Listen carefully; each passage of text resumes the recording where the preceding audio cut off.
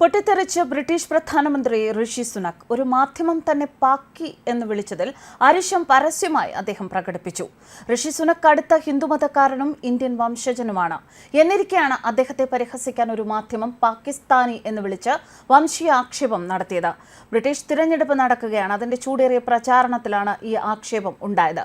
ഋഷി സുനക് പ്രതിഷേധിക്കുകയാണ്. അദ്ദേഹത്തിന്റെ വാക്കുകൾ ഇങ്ങനെയാണ്: പെൺമക്കളായ കൃഷ്ണയുടെയും അനൗഷ്കയുടെയും മുന്നിൽ വെച്ചാണ് എന്നെ പാക്കി എന്ന് വിളിച്ചത്. ഇത് എന്നെ സംബന്ധിച്ച് അപകീർത്തികരമാണ്. പാക്കി വിളി എന്നെ അപമാനിച്ചിരിക്കുന്നു. പാക്കി എന്ന അപകീർത്തികരമായ പദം ഉപയോഗിച്ച് എന്നെ നശിപ്പിക്കാൻ ശ്രമിക്കുകയാണ്. എൻ്റെ പെൺമക്കളുടെ മുന്നിൽ വെച്ചാണ് എന്നെ ഇങ്ങനെ വിളിച്ചത്. അംഗീകരിക്കാനാകില്ല. അതിനാൽ തന്നെ ഞാൻ രോക്ഷാകുലനാണ്. വംശീയ അധിക്ഷേപത്തിന്റെ റെക്കോർഡിംഗ് സംപ്രേഷണം ചെയ്ത ഒരു വാർത്താ ചാനലാണ് സംഭവം വെളിച്ചത്ത് കൊണ്ടുവന്നത്. ബ്രിട്ടനിലെ ആദ്യത്തെ വംശീയ ന്യൂനപക്ഷ പ്രധാനമന്ത്രിയായ സുനക് തന്റെ തിരഞ്ഞെടുപ്പ് പ്രചാരണ പാതയിൽ മാധ്യമങ്ങളെ അഭിസംബോധന ചെയ്തു.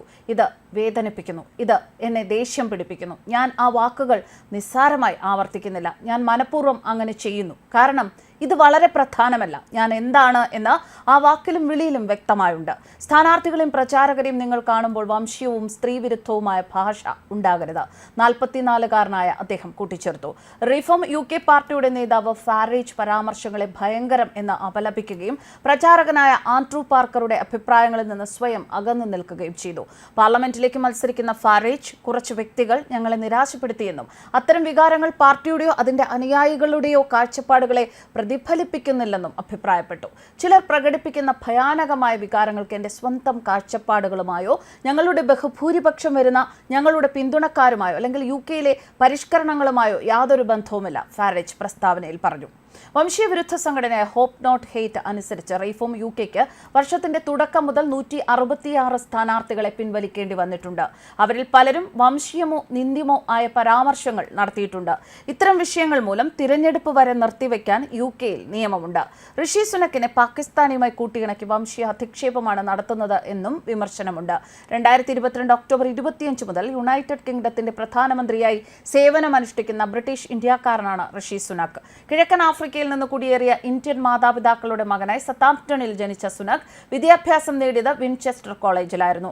ഇൻഫോസിസ് സ്ഥാപിച്ച ഇന്ത്യൻ കോടീശ്വരനായ വ്യവസായി NR നാരായണമൂർത്തിയുടെ മകൾ അക്ഷതാമൂർത്തിയാണ് ഭാര്യ.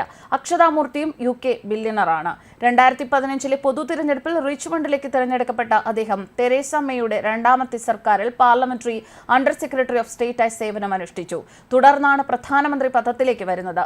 അദ്ദേഹത്തിന്റെ ഭാര്യ പിതാവ് ഇന്ത്യൻ വ്യവസായി NR നാരായണമൂർത്തിയുടെ ഉടമസ്ഥതയിലുള്ള കാറ്റമറൻ വെഞ്ചേഴ്സിന്റെ ഡയറക്ടറായിരുന്നു സുനക്.